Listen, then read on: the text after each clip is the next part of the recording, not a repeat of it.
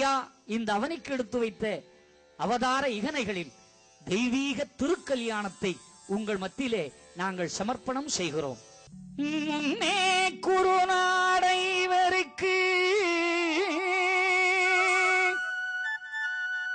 மீண்டு கொடுத்தோம் மிக கலியில்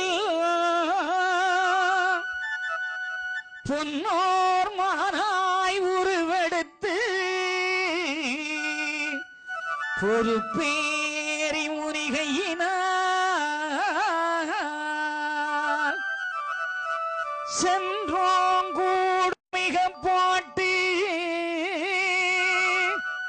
ஸ்ரீரங்கம் ஏகச் செவ்வழியில் மின்னோர் இவர்கள் ஏழ்வரையும் மேவி புணர்ந்தோம் அவ்வனத்தில்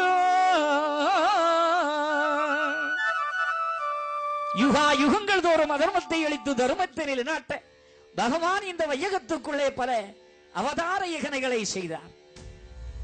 ஏகம் ஒரு பரமாகி இம்மொன்றொரு வாயுவிலே சக்தி விளைய சக்தியிலே சிவம் தோன்றி சிவத்துள்ளே நாதம் தோன்றி நாதத்துள் விட்டது தோன்றி ருத்திரர் மகேஸ்வரர் தோன்றி உலகில் அண்டபிண்டங்கள் எல்லாம் தோன்றியது. பிண்டத்திலே குரோணி என்ற அசுரன் தோன்றுகிறான். குரோணி பசி தாங்க முடியாமல் கைலையங்கரை எடுத்து விழுந்து வருகின்ற பொழுது சிவபெருமான் தப்பி ஓடிச் செல்கிறார். நாராயணன் குரோணியை அழிப்பதற்காக தவமாக இருக்க ஆதி சிவபெருமான் அவர் கையிலே நெடிய வாளை கொடுக்க குரோணியை வெட்டி சாய்த்தார். வெட்டுப்பட்ட குரோணி ஒவ்வொரு துண்டமாக ஒவ்வொரு யுகத்திலே அசுரனாக பிறவி எடுத்தது.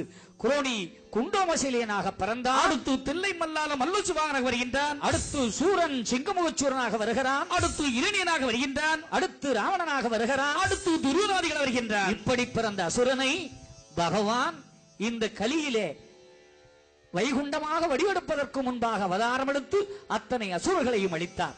பஞ்சபாண்டவர்களுக்கு குருநாடு பட்டம் சூட்டிய இறைவன் அயோது அமிர்த கங்கையிலே அரிகோண மாமலையிலே சப்தமார்கள் என்று சொல்லக்கூடிய 7 தெய்வீக கன்னிமார்கள் அம்மைமார்கள் சிவனுக்கு பணி செய்வதற்காக நீராடுகின்ற நேரத்திலே பகவான் அவர்கள் 7 வரையும் அப்பன் நாராயணன் ஒரு கிள பண்டார வடிவத்திலே போய் சோதனை செய்கிறார். கன்னியர்களே, தினம் தோறும் இந்த ஏவலை அந்த கைலவாள் ஈசனுக்கு தானே செய்கின்றீர்கள்.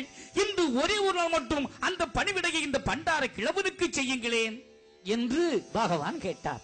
அதற்கு அந்த 7 சப்தமார்களும் சொன்னார்கள், ஒட்டிலே இறந்து ஊர்வலியை திரியும் ஆண்டிக்கை அல்லாது அரவணையில் துயில்கின்ற காண்டிபனுக்கு கூட இந்த ஏவலை செய்ய மாட்டோம் என்று சொல்லுகின்றார்கள். அப்படி சொன்ன மாத்திரத்தில் அவர்கள் உறுதியை கொண்டு என்னப்பன் நாராயணன் வைகுண்டமாக வருவதற்கு முன்பாக நடத்திய அற்புத திருவிளையாடல் இது.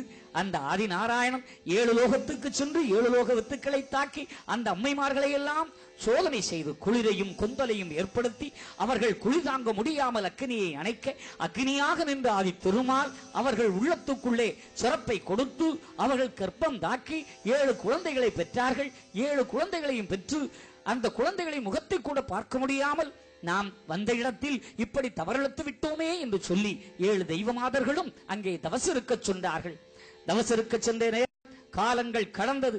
அப்பனோ இந்த பிள்ளைகளை மாகாளி கையிலே கொடுத்து வளர்த்து இந்த உலகத்திலே தெய்வகுல சான்றோர்களாக பிள்ளைகள் பெற்று பெருகி நீடூழி வாழ்ந்து வருகிறார்கள். இவர்கள் நீங்கள் சான்றோர் பிறப்பு என்ற துரியடு வாசிப்பிலே நீங்கள் இதற்கு முன்பாக கேட்டிருப்பீர்கள்.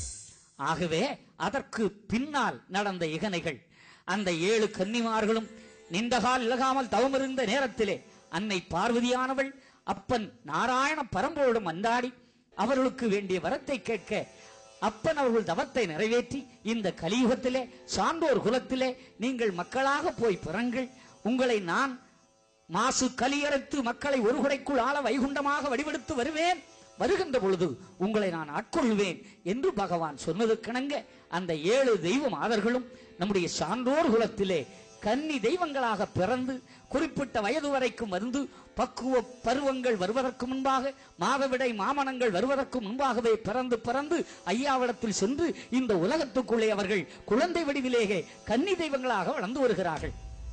ஆதி நாராயணனோ இந்த கலி அளிப்பதற்காக மாசி 20 அலைகடல் செந்தூருக்குள் அம்மை மகரமாக வடிவெடுத்து வந்தாலே அந்த அம்மை மகர ஜோதிக்குள் வடிவெடுத்து இந்த வையகத்துக்குள் வைகுண்டமாக வந்தார். சீரான நல்ல தட்சணா பூமியிலே பாரான நல்ல பதித்தாமரையூரிலே ஐயா 6 வருட தவம் இருந்து மக்களை எல்லாம் வருளைக்குள் ஆகி தெய்வீக சிறப்பை எல்லாம் கொடுத்து கலின் சோதனையும் வென்று திருவிதாங்கூர் சமஸ்தானத்திலே அந்த மன்னன் கொடுத்த சோதனையெல்லாம் வென்று ஐயா பரம்பொருள் மறுபடியும் தட்சிணாபூமியிலே இருந்து சான்றோர்களை துவையல் தமசுக்கு அனுப்பி சிறப்பு சேர்த்த பின்னர் மக்கள் புடைசூழ அந்த மகா பெரிய மாயவன் ஐயா வைகுண்டர் அங்கே தெய்வ திருமணமாம் அந்த தெய்வ திருக்கல்யாணத்தை நடத்துவதற்கு அங்கே ஒரு இகனை விளையாட்டை விளையாடுகிறார். அவர் சொல்லுகிறார், அகிலத்திரட்டு அற்புதமாக நமக்கு சொல்லுகிறது நண்பர்களே, மனத்தில் புணர்ந்த மாதர்களை மக்கள் ஏழும் பெற அருளி புனத்தில் காளிதனை வருத்தி பிள்ளை ஏழும் மிகைந்து இனத்தில் பிரிந்தமானதுவோ இவர்கள் ஏழுமடவாரை வனத்தில் தவசு மிக புரிய மனத்தை கொடுத்து மீண்டோமே மீண்டும் கையிலங்கிருந்து பின்னோ மெல்லீவர்கள் தவம் பார்க்க ஆண்டார் சிவனார் உமையாளோ யாமும் தவத்து கருள் புரிந்து சான்றோரிடமே பிறவி செய்து தரணிதனிலே நாம் வருவோம் என்றே விடைகள் கொடுத்த இளமாமாதர் வந்தனரே.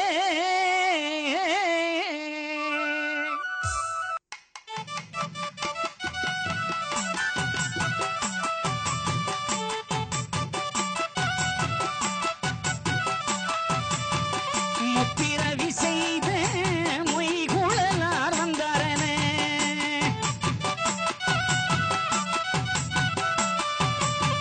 நற்பிறவி கொண்ட நாராயணன் மகிழ்ந்து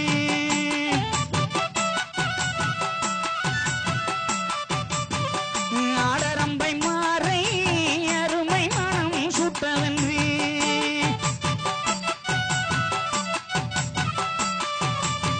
மேடமது இட்டார் வீர நாராயணருணோ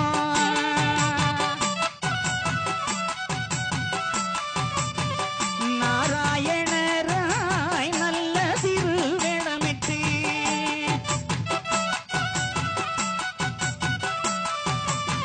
சீரான காவி சீலை மிக புரிந்து